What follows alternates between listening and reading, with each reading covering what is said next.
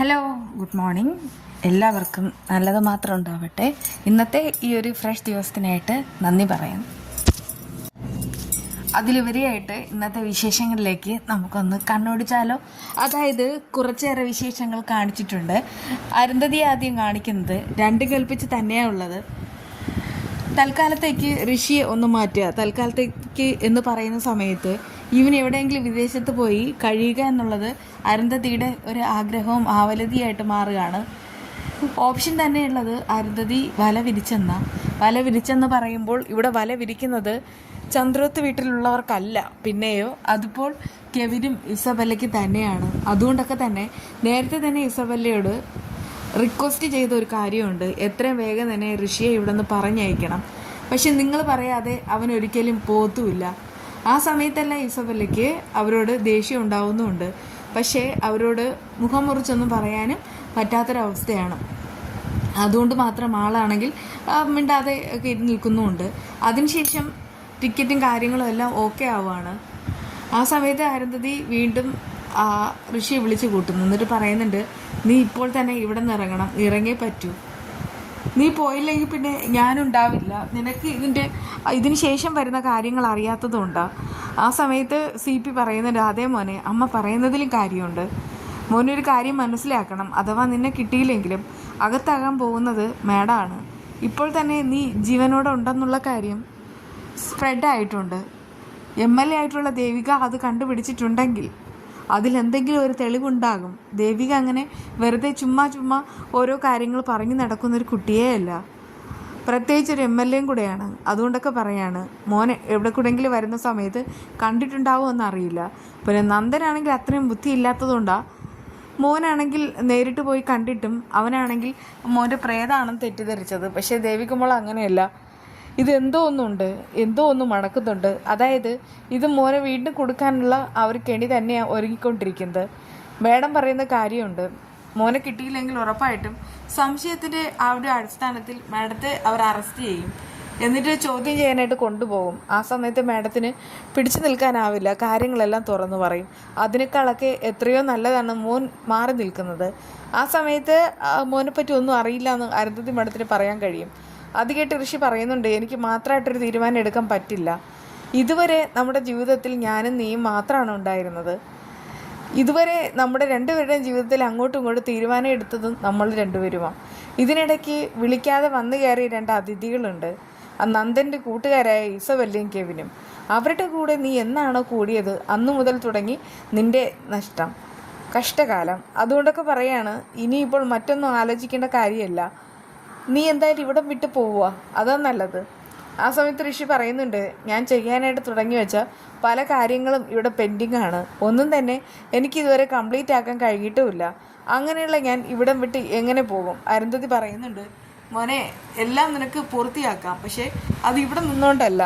നീ പോകണം. നിനക്ക് വേണ്ടിയിട്ട് ചരട് വലിക്കാൻ ഞാനുണ്ട്, CP അങ്കിളുണ്ട്. എന്താ വേണ്ടതെന്ന് വെച്ചാൽ ഞങ്ങൾ ചെയ്തോളാം. ഇനി നീ മൊബൈൽ എന്തായാലും ഉപയോഗിക്കരുത്. ആ സമയത്ത് ഋഷി പറയുന്നുണ്ട്, ഇല്ല അമ്മ, ഞാൻ അല്ലെങ്കിൽ ഉപയോഗിക്കുന്നില്ല. അതൊക്കെ തന്നെയാണ് നല്ലത്. പിന്നെ ആ കെവിനും ഇസബെല്ലയും ഫോണിലൂടെ ബന്ധപ്പെടുന്നത് ഒട്ടും സേഫ്റ്റി ആയിട്ടുള്ള കാര്യമല്ല. എന്തായാലും ഇവിടെ നിറങ്ങുന്ന സമയത്ത് ഞാൻ നിനക്ക് പുതിയ സിമ്മും ഫോണും എല്ലാം എടുത്തു തരാം. എന്തായാലും നീ ഒരു കാര്യം ചെയ്യണം, അവിടെ പോയതിന് ശേഷം ഇങ്ങോട്ട് വിളിക്കാനായിട്ട് നിൽക്കേണ്ട, ഞാൻ തന്നെ അങ്ങോട്ട് വിളിച്ച് കാര്യങ്ങൾ തിരക്കിക്കോളാം. ഇത്രയൊക്കെ ആയ സ്ഥിതിക്ക് ഇനി സൂക്ഷിച്ചേ പറ്റൂ. 2 തെറ്റാണ് നമ്മൾ ചെയ്തു കഴിഞ്ഞത്. ഒന്നാണെങ്കിൽ നീ മരിച്ചെന്ന് പറഞ്ഞിട്ട് എല്ലാവരെയും വിശ്വസിപ്പിച്ചു. രണ്ടാമതാണെങ്കിൽ നിന്നെ കൊന്ന ഒരു കൊലപാതകയാണെന്ന് വിശ്വസിപ്പിച്ചു. നന്ദനെ നീ ഒരു ഭ്രാന്തനെ പോലെ ആക്കി. ഇതൊന്നും അത്ര പന്തിയേടല്ല. അതുകൊണ്ടൊക്കെ പറയാണ്, നമുക്ക് ഇവിടം വെച്ച് നിർത്താം, നീ ഇവിടെ നിന്ന് പോയേ മതിയാവും. അങ്ങനെ ഋഷി അവർ നിർബന്ധിക്കുകയാണ് കേട്ടോ. ഋഷിക്ക് ഇനിയിപ്പോൾ ഇവിടെ നിന്ന് പോവുകയല്ലാതെ വേറെ മറ്റു ഓപ്ഷൻസ് ഒന്നും തന്നെ ഇല്ല. അതേസമയം അരുന്ധതിയുടെ പ്ലാനെല്ലാം അതിബുദ്ധിമതിയായ ഇസബെല്ല മനസ്സിലാക്കുന്നുണ്ട്. കെവിനുമായിട്ട് ഡിസ്കസ് ചെയ്യാണ്. എന്നിട്ട് പറയുന്നുണ്ട്, അരുന്ധതി, നമ്മളെ കൊടുക്കാനായിട്ട് നോക്കുകയാണ്. അത് കേട്ട് കെവിൻ പറയുന്നുണ്ട്, ഋഷി ഇവിടെ നിന്ന് പോകുന്നത് എന്തുകൊണ്ട് നല്ലതല്ലേ, അതിലെങ്ങനെ നമ്മൾ കുരുക്കാവും, നമുക്ക് എന്തായാലും ഒന്നും വരില്ല, ഒരു കാരണവശാലും വരില്ല. പക്ഷെ അവൻ ഇവിടെ നിന്നാൽ ഉറപ്പായിട്ടും അവൻ പിടിക്കപ്പെടും.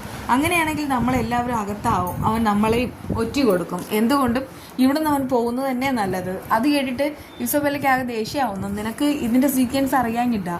എന്തായാലും ഇതിപ്പോൾ നന്ദൻ കാണാതായതിൽ ആ ഒരു കുറ്റം മുഴുവനും നമ്മുടെ തലയിൽ കെട്ടിവെക്കാനാണ് ആ സ്ത്രീ നോക്കുന്നത്. അതിലൂടെ നന്ദനെ അവർ സേഫാക്കും. ഈ ഋഷി അവർ സേഫാക്കും. അതുകൊണ്ടൊക്കെ പറയാണ്, ഋഷി ഒരു കാരണവശാൽ ഇവിടെ നിന്ന് പോകരുത്. എനിക്കെതിരെയാണ് അവർ എന്തെങ്കിലും ചെയ്യുന്നതെങ്കിൽ ഞാൻ ഉറപ്പായിട്ടും അവർക്കെതിരെ ഒരു പണി കൊടുക്കും. പണി എന്ന് പറഞ്ഞാൽ ഞാൻ അവരെ തീർക്കും, ഇല്ലാതാക്കും. അത് കേട്ട് കെവിൻ പറയുന്നുണ്ട്, ഇപ്പോൾ തന്നെ ഒരുപാട് നൂലാമാലകളിലൂടെയാണ് നമ്മൾ സഞ്ചരിച്ചുകൊണ്ടിരിക്കുന്നത്. അതിനിടയ്ക്ക് തീർക്കും എന്നൊക്കെ പറയുന്ന സമയത്ത് ആ ഒരു കാര്യം എങ്ങനെ ആ ഒരു കുരുക്കഴിക്കും എന്നുകൂടെ ഇസബെല്ല ഓർക്കുന്ന നന്നായിരിക്കും. തനിക്കും പേടിയായി തുടങ്ങിയിട്ടുണ്ടോ? എന്നാലേ ഞാനൊരു കാര്യം പറയാം. നമുക്ക് ഒറ്റ ടാർഗറ്റ് മാത്രമേ ബാക്കിയുള്ളൂ. അതായത് നന്ദനെ എങ്ങനെയെങ്കിലും എൻ്റെ വരുതിയിലേക്ക് കൊണ്ടുവരണം, എൻ്റെ സ്വന്തമാക്കണം. അതിനു വേണ്ടിയിട്ടാണ് ഞാൻ ഇതുവരെ പല കളികളും കളിച്ചത്. ഇതെനിക്ക് വിജയിച്ചേ പറ്റൂ. അതിന് നീ കൂടെ വേണം. ഇതുവരെ നീ കൂടെ നിന്നിട്ടുണ്ടെങ്കിൽ ഇനിയും നീ കൂടെ നിൽക്കണം. അല്ലെങ്കിൽ പിന്നെ ഇസബെല്ല ആരാണെന്ന് നീയും അറിയാൻ പോകുന്നു. ആ സമയത്ത് കെവിനും ഒരു കാര്യം മനസ്സിലാവാണ്, ഈ ഇസബെല്ല എന്ന് പറയുന്നത് നീരാളി പോലെയാണ്. അവളിങ്ങനെ പിടിച്ചുകൊണ്ടേയിരിക്കും. എന്തായാലും ഒരു കാര്യം നടക്കുന്നതുമില്ല. ആ സമയത്ത് അവനാണെങ്കിൽ പല വീണ്ടും വിചാരങ്ങളും ഉണ്ടാവുന്നുണ്ട്. നന്ദനുമായിട്ട് അവൻ എത്രമാത്രം സന്തോഷത്തിലും സമാധാനത്തിലും കഴിഞ്ഞാന്നൊക്കെ ഓർക്കാണ് കേട്ടോ. എന്നാൽ ഈ കെവിൻ ഇടയ്ക്കിടയ്ക്ക് ഓരോന്ന് ആലോചിക്കുമ്പോൾ തന്നെ ഇസബെല്ല പറയുന്നൊരു കാര്യമുണ്ട്, എന്നെ ചതിക്കാനാണ് നിന്റെ പ്ലാനെങ്കിൽ ആദ്യം ഞാൻ തീർക്കുന്നത് നിന്നെ തന്നെയായിരിക്കും. ആ സമയത്ത് കെവിന് നന്നായിട്ട് പേടിയാവാണ് കേട്ടോ. എന്തായാലും ഋഷി ഇവിടെ നിന്ന് പോകുന്ന സമയത്താണ് അടുത്ത് നമ്മുടെ വക്കീലുണ്ടല്ലോ, അദ്ദേഹത്തിൻ്റെ ആ ഒരു എൻട്രി. ആ സമയത്താണ് കാര്യങ്ങളെല്ലാം കുഴയാൻ പോകുന്നത്. ഇവർ വിചാരിക്കുന്നതിലപ്പുറമായിട്ട് അവരൊരു കെണി ഒരുക്കിയിട്ടുണ്ടെങ്കിൽ ആ കെണിയിൽ വീഴാൻ പോകുന്നത് അരുന്ധതിയും ഋഷിയും തന്നെയായിരിക്കും. നമ്മുടെ വിശേഷങ്ങൾ ഇതൊക്കെ തന്നെയാണ് കേട്ടോ. പിന്നെ ഈ ബാക്കിൽ കാണിച്ചിരിക്കുന്ന ആ ഒരു വീഡിയോ, നമുക്ക് അങ്ങനെ ഒരു വീഡിയോ കൂടെ ഇട്ടേ മതിയാവും. അതുകൊണ്ടാണ് ഞാൻ അങ്ങനെ ചെയ്യുന്നത് തന്നെ. അതായത് ഇതിപ്പോൾ വെണ്ടയ്ക്കയും പിന്നെ തക്കാളിയും സവാളയും പിന്നെ കത്തിരിക്കയും ചേർത്തിട്ടുള്ള ഒരു മെഴുക്ക് പുരട്ടിയാണ്. ഇതെല്ലാം കൂടെ കട്ട് ചെയ്യുക.